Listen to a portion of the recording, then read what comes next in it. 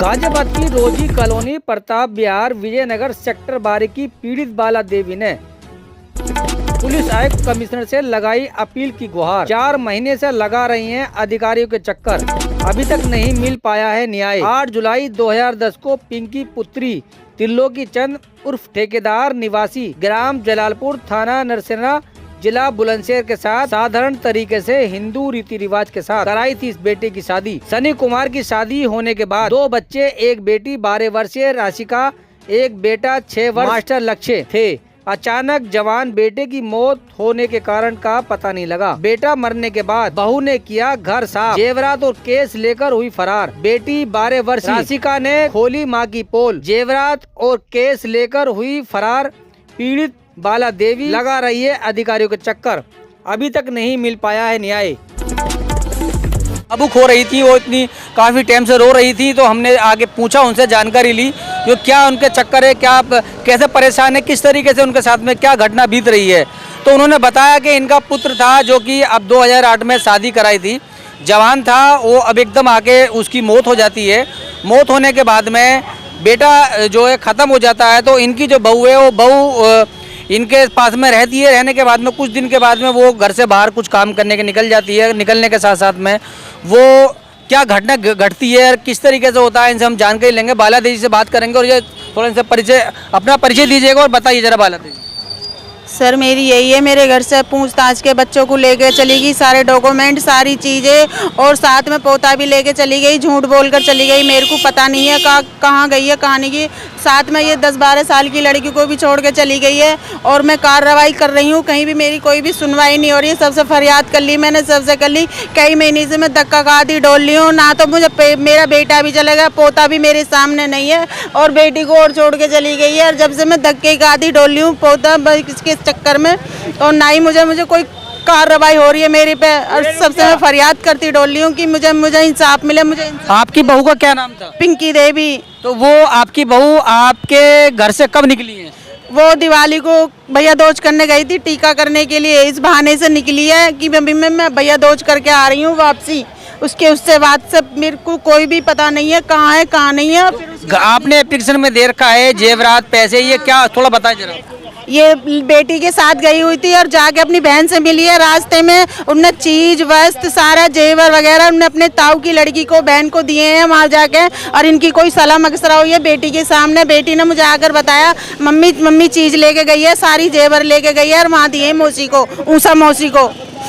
तो अभी तक आप प्रशासन की तरफ से आपको कोई कार्रवाई नहीं हो? मुझे कार्रवाई नहीं होती। मैं 4 महीने से मैं धक्का खाती डोल रही हूँ, सबसे फरियाद करती डोल रही हूँ, सब जगह मैंने कंप्लेंट लगा दी, मेरी कोई भी सुनवाई नहीं होती। कितना टाइम होगा आपको? 4 महीने हो गए, धीरे धीरे मुझे धक्के खाते खाते। हम बात करेंगे इनकी जो छोटी पुत्री है उनसे हम बात करेंगे। बेटा क्या नाम है आपका? राशिका। आपके सामने क्या बात हुई और क्या कैसे कैसे हुआ, थोड़ा बताएंगे? मम्मी घर में गई थी, उन्होंने चीज जेवर और पैसे दिए थे मौसी को, ऊषा मौसी को दिए थे, और वो मुझे पता नहीं कितने थे कितने नहीं। तो ये राशि कहाँ, ये बता रही है कि मम्मी घर में आई थी, चीज और पैसे कैश लेके चली गई हैं, साथ में इनका जो छोटा भाई था उसको भी साथ में लेके चली गई हैं। अब ये इनका एक तो बेटा चला गया है और प्लस उसके साथ में इनका जो पोते के अंदर जो बेटा नजर आता था वो बेटा भी, इनका पोता भी चला गया है। तो अब ये चाह रही है कि उन पर कार्रवाई हो, कार्रवाई के साथ साथ में इनको न्याय मिले, लेकिन अभी तक कुछ मिल नहीं पाया। हम आगे बात करेंगे और जानकारी लेंगे। सर आप भी थोड़ा बताइए, अपना परिचय दीजिए। सर यही है कि जो जेवर चले गए हैं, मेरा पोता चला गया। नाम क्या, पहले नाम बताइए अपना थोड़ा सा। वीर सिंह नाम है मेरा जी। तो अपना थोड़ा अपने बारे में बताइए कि किस तरीके से क्या आपके सामने घटना बीती और क्या हुआ? सर मैं वीर सिंह नाम है, मेरा लड़का एक्सपायर हो गया था। उसके कुछ दिन बाद मेरी तबीयत भी ख़राब हो गई थी। उसके कुछ दिन बाद फिर वो कहने लगी कि मैं काम पे जाऊँ, ड्यूटी जाऊँगी। हमने ड्यूटी के लिए भेज दिया, और सर फिर पता नहीं क्या बात हुआ, अभी बीच में सही थी, अपने घर पे गई भैया दोस्त पे, और कुछ पैसे रखे हुए थे घर में, कुछ जेवर थे जो कि गायब थे। जब हमने बाद में देखा तो गायब मिले हमें।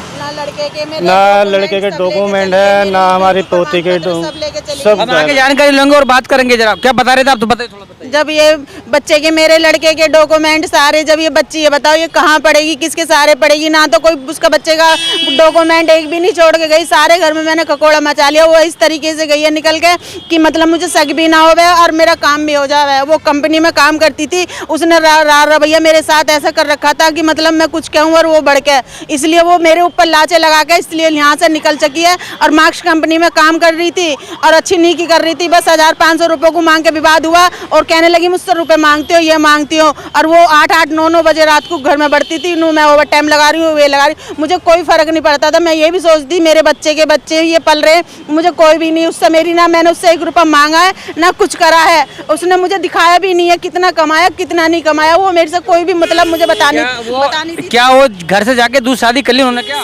शायद लग रहा है कि वो दूसरी शादी के ही मन में डोल रही है।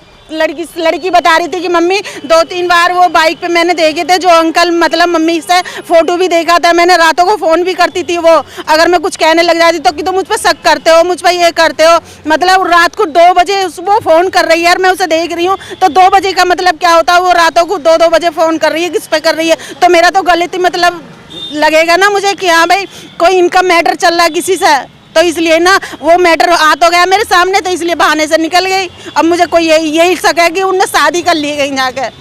ये हैं बाला देवी जो कि अपनी बहू के लिए आज दर दर की ठोकरें खा रही हैं, क्योंकि 4 महीने हो गए इन लोगों को यहाँ पर आते हुए, अभी तक इनकी कोई भी कार्रवाई नहीं हो पाई है। कि इन्होंने ये बताया है कि घर से जेवरात और कुछ केस लेकर और इनका पोता लेके वो यहाँ से चली गई है और उसने दूसरी शादी कर ली है, लेकिन अभी तक इनको कोई न्याय नहीं मिल पाया है। आज ये फिर दोबारा से एक बार कमिश्नर साहब के कार्यालय पर आई हुई हैं, क्योंकि यह न्याय मांगने के लिए आई हुई हैं। अभी तक इनको अब देखना ये होगा कि प्रशासन कहाँ तक इनकी मदद करता है, कहाँ तक इनको देखता है। आप देख रहे हैं कैमरामैन ओसामा ठाकुर साथ में पपन ठाकुर रिपोर्ट। सत श्री अकाल, नमस्कार, आदाब।